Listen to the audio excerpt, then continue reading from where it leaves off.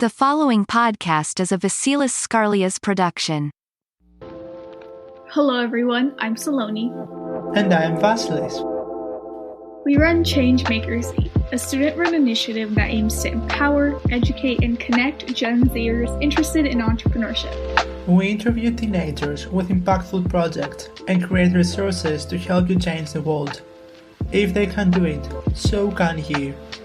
On this podcast, we discuss the logistics of creating different types of projects with Gen Zers who have already done it. We will leave our social media and website information in the description.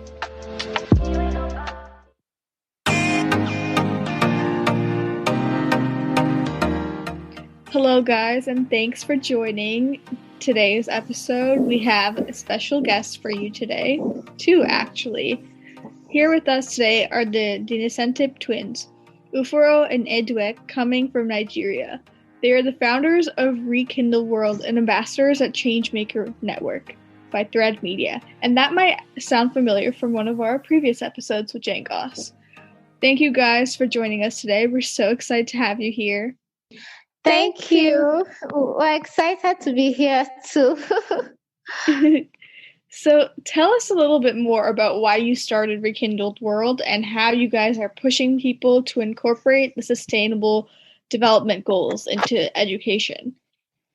Okay, we started the Rekindled World because we wanted to create a platform for youngsters to work collectively to create the change we want to see in the world. So yes, that's why we started the Rekindled World. And also a platform to achieve the sustainable development goals, work on projects to achieve the sustainable development goals. Yes, and for integrating the SDGs, the educational curriculum, that's more like a personal project. It doesn't have to do with our organization. So yes, that's it. Wow, that sounds awesome. Yeah. And what are the sustainable development goals and why are they important? Okay, the sustainable development goals could also be called global goals, and they are a collection of 17 interlinked goals targeted at solving economic, social, and ecological problems. And yeah, that's why they're very important, because they help to solve those problems and create a sustainable world between 2030 to 2050. And the SDGs have 169 targets and more than 200 indicators. Wow, those are some big numbers. I hear they're around like 17 goals in total, right? Yeah. Yes. Yeah, so since there are kind of a lot, how do we reach all of these goals? Are there any specific goals that we should be prioritizing first? Yeah, to us, we feel it's education. Yes, because education is the foundation and bedrock for development and achievement of the sustainable development goals. I know some people might actually be like, it should be climate change, which is SDG 13. But if if you don't know ways in which you could actually solve climate change or end plastic pollution, you won't. That is meaning if you're not educated on how to solve these problems, it's more like achieving targets for SDG 13 is far-fetched. So if we are educated, and if the number for lack of access to education is decreased, there's going to be so much development, and we're going to achieve the sustainable development goals.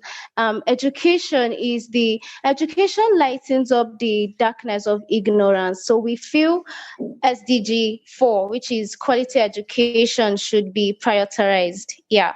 Oh wow, that's really interesting to see how all these different goals kind of overlap with each other. And also, you mentioned that education is one of the things that we should prioritize. But in general, yes, how people can contribute to these goals in their everyday life and get involved with organizations that are trying to reach them? Okay, to begin with, research is very important. Yes, research. That means we must be educated about a particular thing. that we want to change, then we should try to build a community, because the community serves as a support system, possibly when we feel that things are going the right way. And the community would also help to build momentum. Yes. Mm-hmm. So you also try to reach out to your targeted audience. Yes. Then from there you could try to reach out to like minds like you. That's when the organization comes in.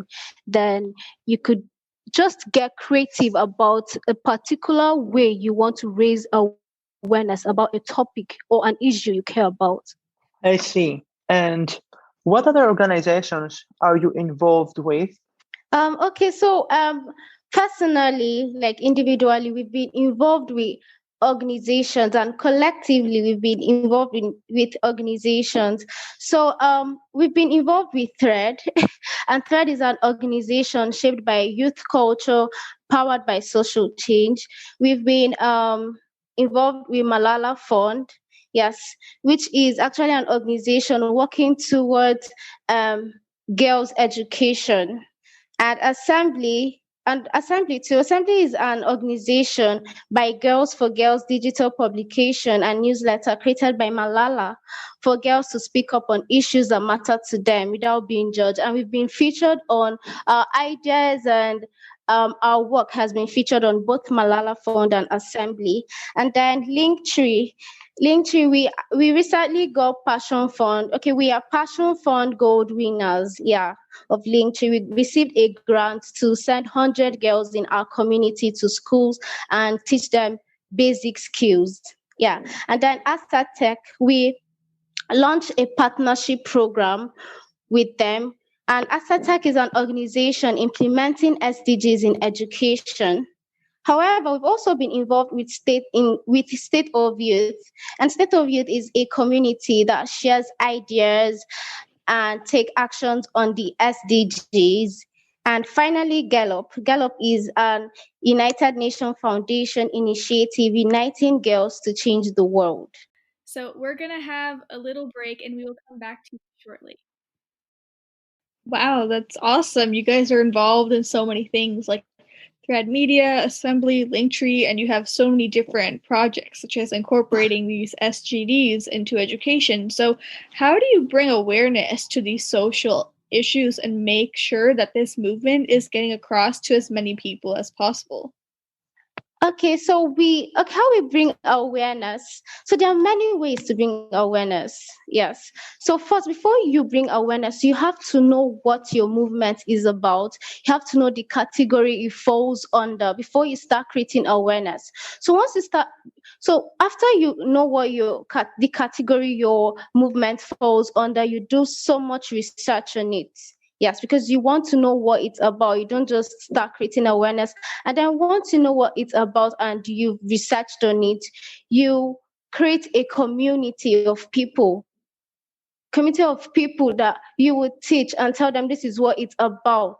So that because the community of people also help mentally, because there are times you would feel like giving up, and when you just go back to your community, they're like, you can do this. So you get that. And then after you create your community, you start working on projects, launching projects, and also reaching out to the media. Yes, media, using social media and media to fight for the cause you believe in. And lastly, reaching out to your decision makers. Yes, the people that would help implement your movement. So that's it.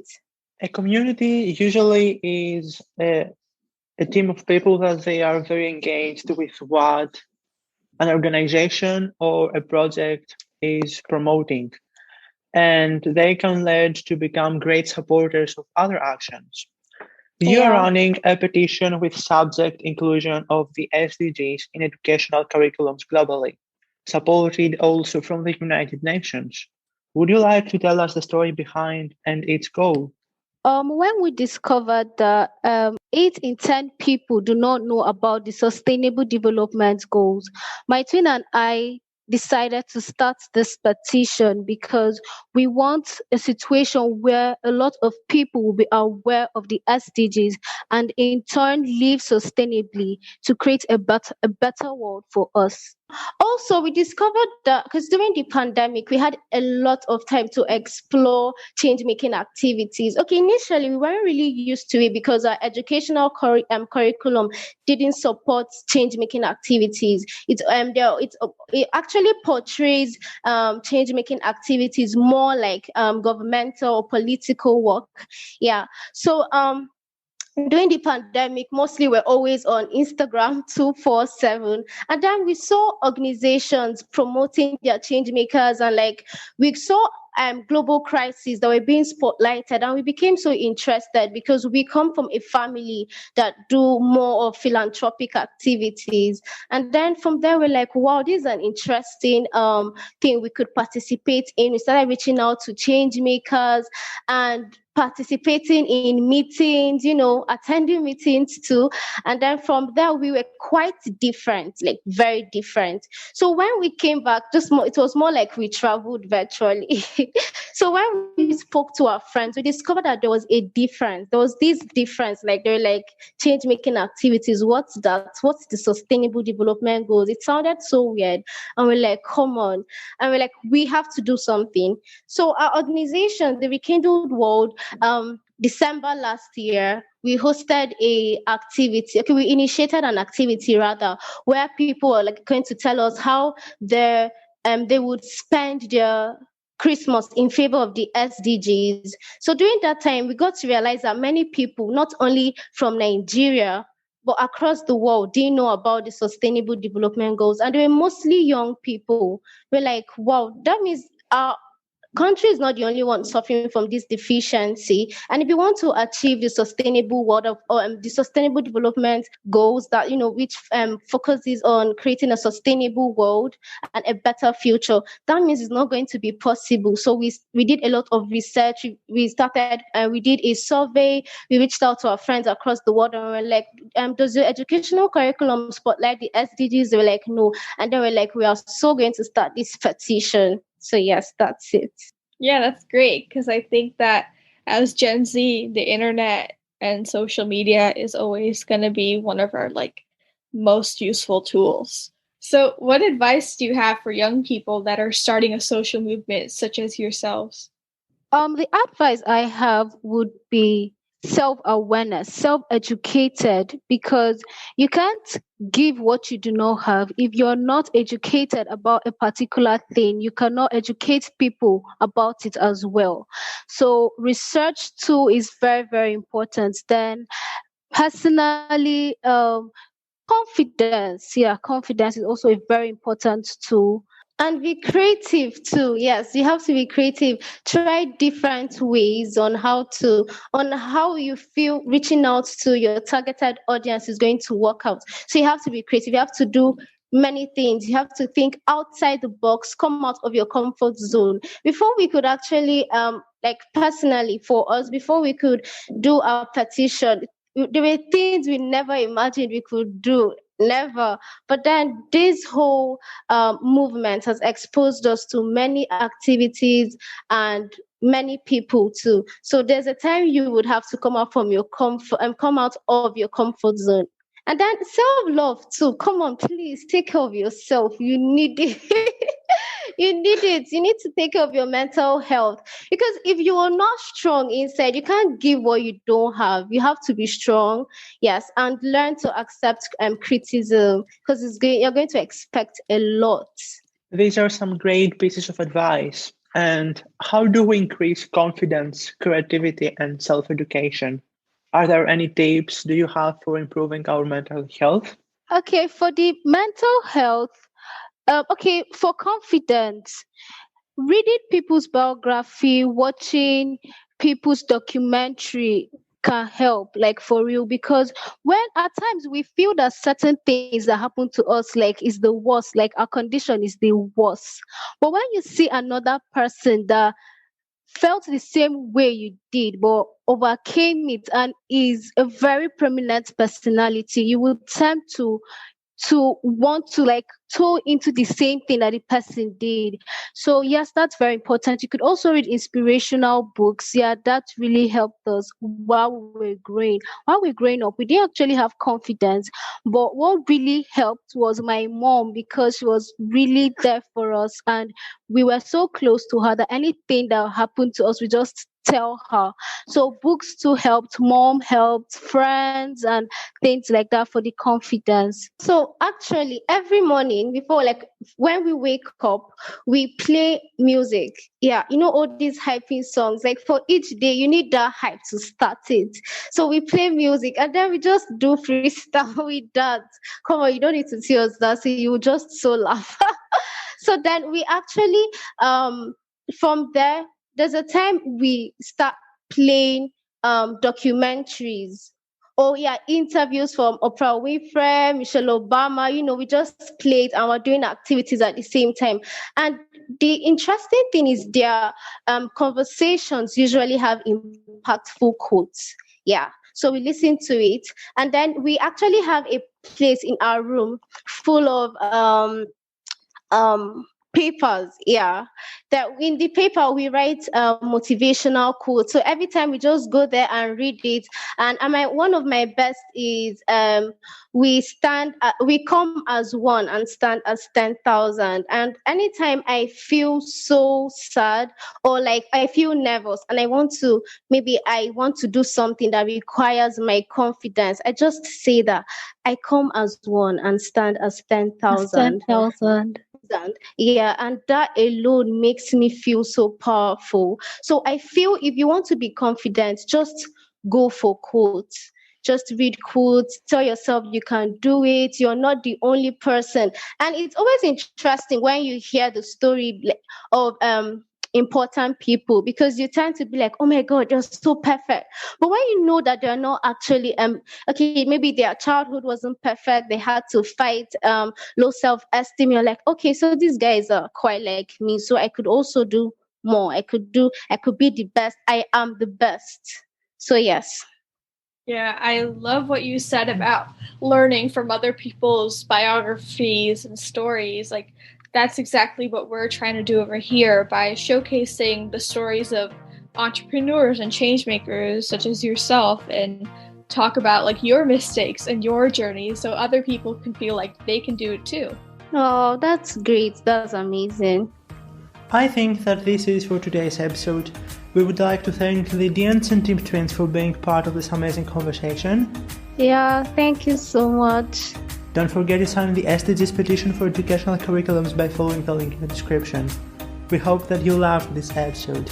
And until next time, keep changing the world, guys. We hope you guys enjoyed our conversation. We had such a great time. Make sure you leave us a review. You can also follow us on Instagram at changemaker.c to keep up with all of our new content. We also have a Facebook page called ChangemakerZ, but you'll need to look that one, because I honestly don't even know how Facebook works.